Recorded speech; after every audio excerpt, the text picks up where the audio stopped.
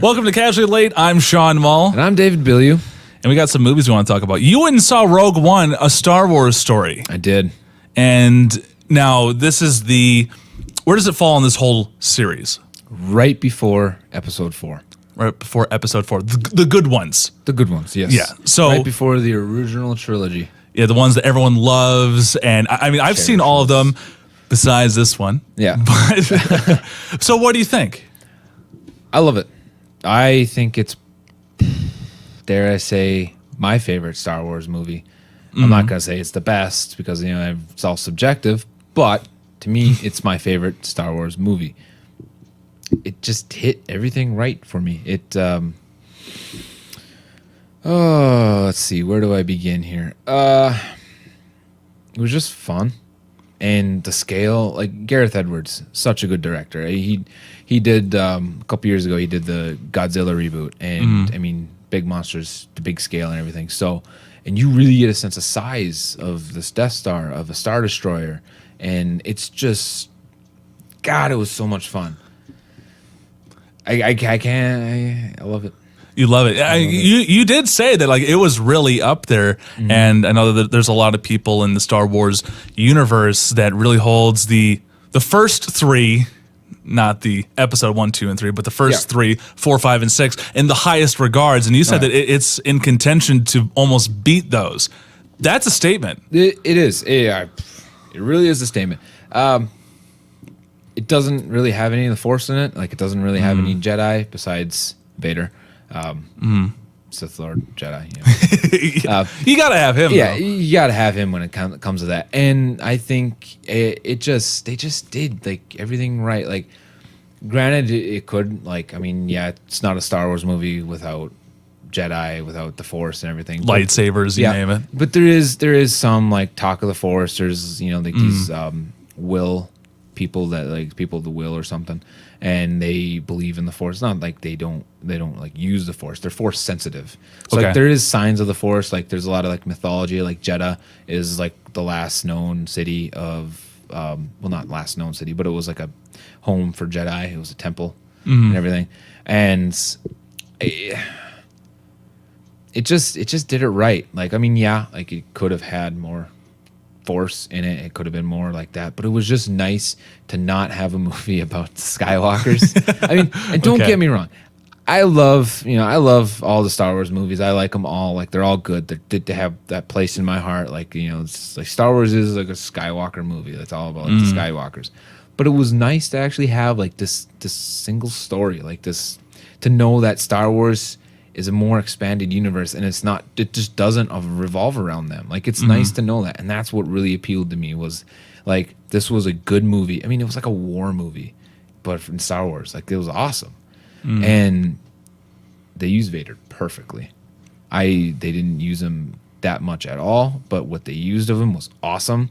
And when you see the movie, you will know the scene I'm talking about, where he's just badass, and the last battle was so good. It was awesome. It's a must see. Like you have to see it. Like it's up there for me. So how far along is Vader into this whole conversion? Where we end off on episode 3, he's like, what? He's after a childhood at that point, but it's like, with episode 4, he's full blown adult. Where does he land now? Is he? It's literally midlife crisis. I wish. It's literally right before episode 4. Like literally right before. Literally got it. There's some scenes that were 20 years, something like that before. Okay. When Jyn Erso was a child, but then she's grown up, and literally those are like 2 weeks, maybe. Wow. Something Okay. Like that, okay. Before the events of episode 4 started, it literally plays right into episode 4. Like the last scene is almost like goes right into the first scene of episode 4. It's just begging to watch episode 4 right after. Yeah, it really is. And I did that. Like me and my wife went home and we watched, like she's never seen any of the Star Wars movies, take in mind. And I took her to see Rogue One first, because you don't really have to see any of the movies prior. And I think it was really cool it was just a really cool like situation for her to start with Rogue One, like where she has nothing of no memory of all this other stuff. So she comes in, it's just this normal story, and then she gets in, like she got introduced to Vader in a really cool way, like. and like this dude is frightening. Like this dude will kill you. Like he's menacing. Yeah, menacing. And like the way, yeah. So it just worked, and plays right into it. Went home, watched it. It's awesome. Like it was actually really weird because like when I said it starts off like or ends, it ends off like right where it begins. It literally ends off right where it begins. Like because at the beginning of episode 4, you're on the ship with Princess Leia, and Got it. Okay, and all the rebels are running around in the ship.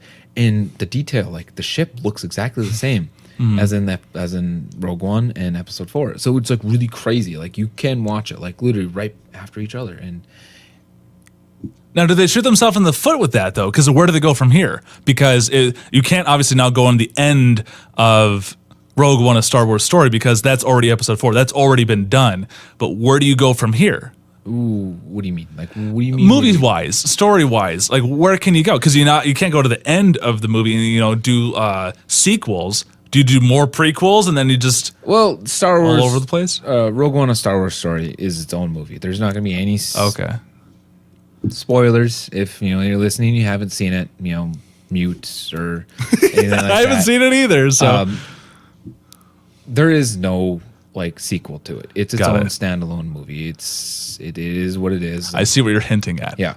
Got So like I get what you're saying. Like where Yeah. could they go from there with it? Like they kind of shot themselves in the foot. They can't go anywhere. But that's what they wanted. Like they wanted like the big like a lot of people's problem with Star Wars Episode 4. Not saying that there's a lot of problems with it, but a big thing that always comes up is who the hell designed the Death Star? Like who designed that spaceport or that exhaust port to be there to shoot some proton? Yeah. What is it? Where do they blow up the Death Star? Yeah, whatever they shoot. The shoot famous down there. scene. Yeah, like so who put that there? And it explains to you why it's put there. And like it does it so well. Like I mean it like now you know why. Like now that's not a plot hole anymore. Now that's They're all filled up. Yeah. it's filled out. Like this is why they did that. And Got it. Yeah. Okay, so at least, I mean, that's the cool thing with Star Wars is they have an amazing universe to work with, so they can branch out and do these little stories to either cover, or not cover up, but fill in those plot holes, or to just branch off and create whole new stories. Yeah. So I guess that's pretty exciting. But is there any news that you've heard of or anything like that that would show where the whole franchise is going? Because Disney's running this whole thing now, and so of course they're going to be making as much chang as they can. There has to be like plan next. They're essentially like really planning on doing like a movie a year is what they're really going for, because they had Wow, Force Awakens really? last year, episode 7. That's This right, year, yeah. They had Rogue One in December. Next year they're gonna have episode 8. Really? Yep, Okay. it's next year already. It's crazy. It's coming up. Like who would have known? Yeah. But yeah, and then they just cast the movie the Han Solo movie. Oh, that's right. Yeah, They I heard about cast the that. dude from Hail Caesar. I can't remember something. Eldon Aldrich. We'll go with that. Yeah, yeah. And then they cast Donald Glover. And Oh, yeah. Lando Love that guy. Calrissian Okay. as a young Lando. So that's where they're going. They're going with prequels. I don't think they should do that. Like I like the fact of Han being mysterious, being this dude. Like, I mean, it plays into the whole thing where horror movies where you don't show the monster and people's imaginations are always worse. Like Jaws. I mean, they don't show Jaws until the last 20 minutes of the film. Not exactly. even. Yeah. And like they do it, like the best horror movies are always like that, and that's kind of how I feel about Han Solo and some of those characters. I'm not saying he's a horror guy, like Like the antagonist. He's But the cool thing about Han is like he was just this cool guy, and like he says he's done all these things, and like I mean, and you can choose to believe that he did all those things, or he's just so cool then he's like a scoundrel or smuggler that like he can get away with saying that he did all these things. No one's going to question him. Yeah. Like he's a bullshitter. he's good at manipulation. I mean, that was And, pretty like, evident. I don't really want to see him, do the Kessel Run in 12 parsecs. Like, yeah, okay, I guess it would be kind of cool maybe if they do it in a cool way, but like the cool thing is that it's just this known thing that like he did it and that's it. Like if they show it, it kind of takes away from that mystique of it all. Yeah. And I feel like that's what's going to happen with this Han Solo movie. Like, he won't be the Austin Powers of the universe. No. He won't have that intergalactic man of mystery kind of esqueness. Exactly. Great analogy with that one. So like that's what they're doing. I feel like they should just do more stories, kind of like Rogue One, where there's standalone stories that take place alongside the original trilogy, but that take place like on battles, like on other things, like With Jar Jar Binks. yeah. That's where everything ends. Right there's I mean, the Dark Sith Lord Jar Jar Binks. the whole plot twist right there. Man, that would be so epic. I would watch the crap out of that movie. And then everyone like would love him because like he's like, oh, he's so sinister. He's so so There was dark. a reason. Yeah, exactly. That's why everyone hated him. Yeah. So yeah, I mean, that's kind of where they're going, and I feel like they should just do standalone stories alongside the episode movies and just kind of fill in gaps, or like this was taking place during this, and like this is how this got had done, or like I would feel like that's the way they should go. Like I feel like they should do more movies that really incorporate the people who aren't Jedis, like who aren't force sensitive, who are just the normal people that do like Just the average they Joe. should just make war movies in Star Wars. Right. Like it's called Star Wars for frick's sake. Wars. Like they should just make war movies. Like I said, like the end battle, like that space battle was awesome. Like they should just make movies like with that incorporate battles like with They should make a movie with the main character is just one stormtrooper. Just follow the life of the one stormtrooper and just like, I can't hit anything. Oh, you mean like Finn? So it's They already have that. It's Force Awakens. right. Oh man, shots fired. But it's like, I mean that could be a good way to do it. They're making tons of money, so I mean they could do whatever they want at this point. People are gonna watch. Made 155 million for a movie that is not an episode movie. That doesn't have anything to do with the Skywalker family or anything like that. That it's its own standalone movie that people technically know the outcome of. It made 155 million dollars the opening week. I think that's pretty good. I think they're doing just fine. So, I guess people will watch the movies. They make a Han Solo movie, people are going to go watch it. I don't think it's the right move. I'll probably still go watch it.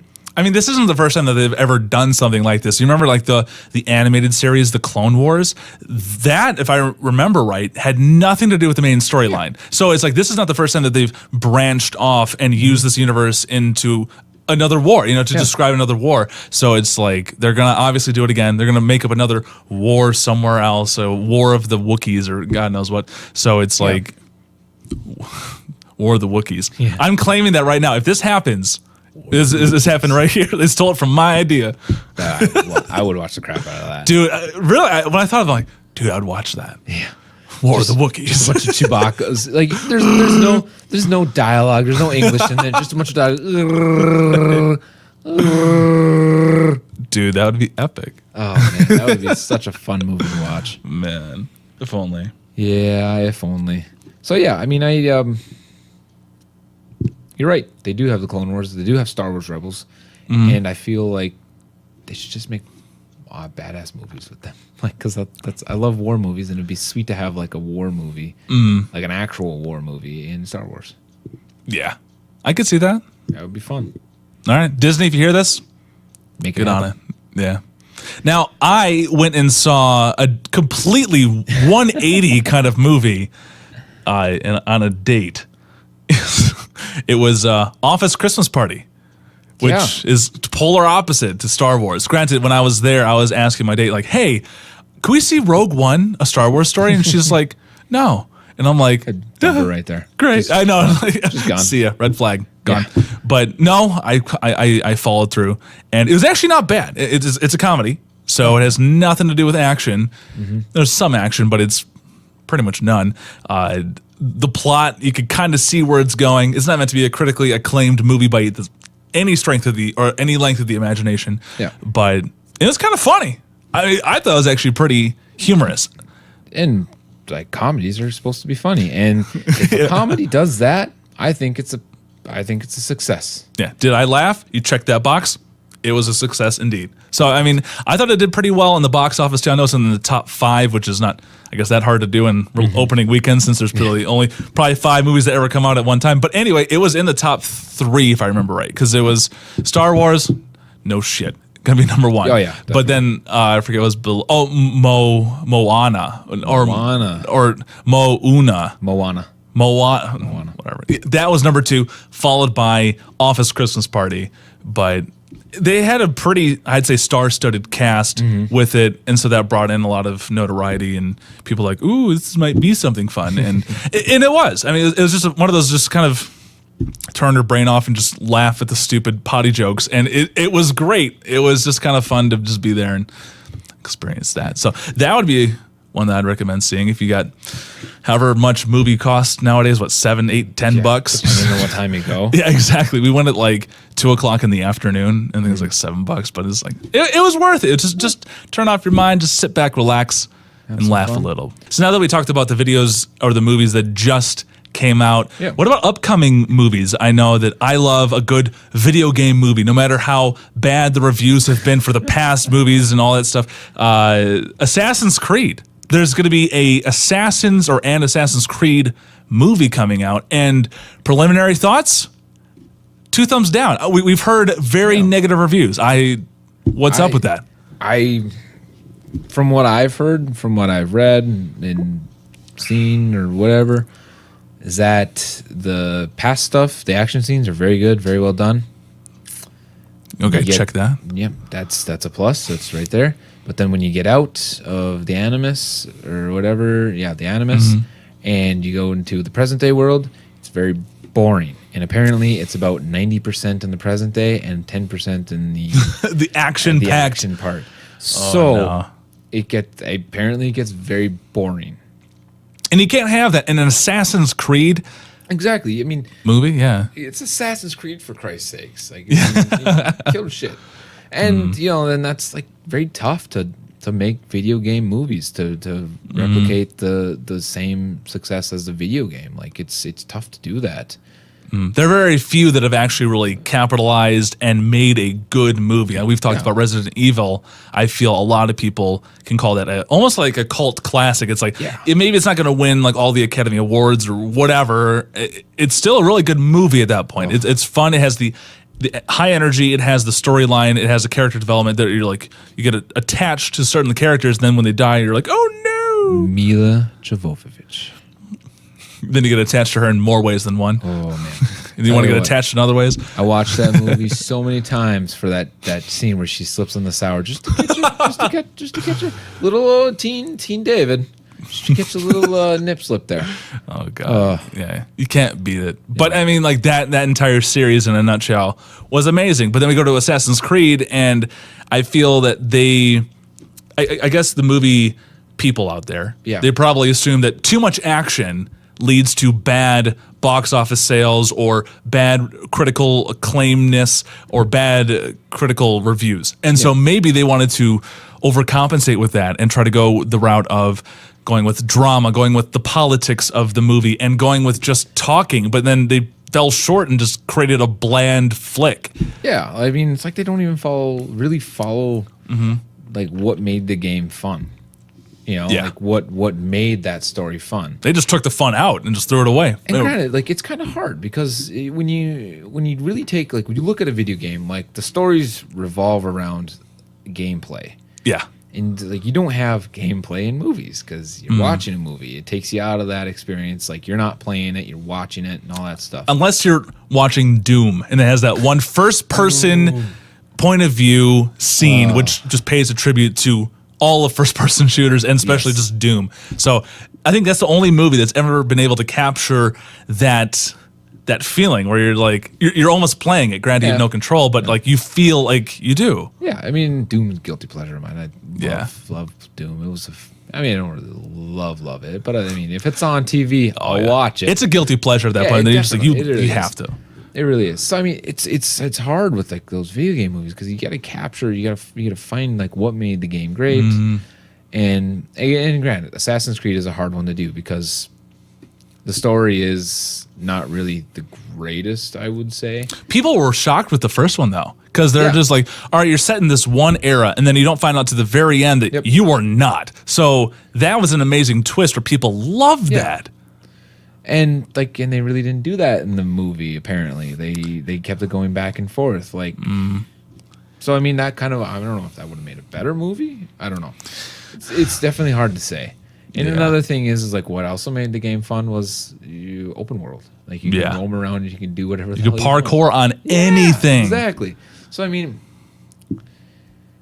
it's hard to say like what they could have done better, and without really even having seen it.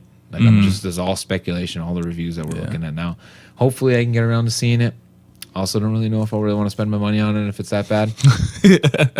There's other things that I would like to see. I mean, Moana is supposed to be really good. I really want to see Moana because you just can't go wrong with those. Doesn't The Rock's like sing in that movie? Yeah, The Rock sings. In that he's movie. like I've seen a music video where he's not him singing, but his character is singing. Can do no harm. He's a talent. I will give him that. That dude has charisma up the ass. Yeah. He's like Shaquille O'Neal, almost. Like I mean, Shaquille O'Neal can do anything. Don't say that to The Rock's face. I guess not. I don't know. I mean, just like Shaquille O'Neal, he can play in the basketball court and he can rap, and he's funny. Whereas The Rock, he can wrestle. We already know that. And then on top of that, he can act and he's funny too. Oh yeah. So, did you end up seeing Central Intelligence at all? With him and Kevin Hart?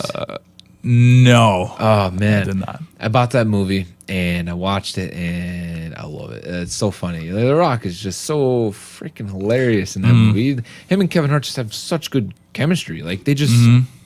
I saw it in their promotional material. Yeah, like I've seen promotional material with it where they were together and they're trying to promote the film and whatever, and they did have chemistry, and that was amazing. But I think it's because The Rock is so talented, and I think Kevin Hart, he's a comedian at heart, so he can kind of adapt to a lot of different situations, and I feel like they just kind of really clicked. They do, and The Rock, like you said, The Rock is he's got the charisma of. He's got the bud. He's a Rock. Yeah, like everybody was a lot. Rock for president, 2020. Right, Dwayne Johnson. I saw that somewhere. I'm like, is this really a thing? I mean, it could be. I mean, hell, at this point, we got. Can you smell what America is cooking? That's his slogan for 2020. Yep. Hey, I'd check him out. I'd vote for him. Yeah, I don't know who's going to be against. Oh, I guess he'd be against Trump. So probably. Yeah. I guess we'll find out. Maybe. Oh, jeez. All right. Well, that does it for us today. We are casually late. I'm Sean Mull. And I'm David Billiou. We'll catch you next time. Later.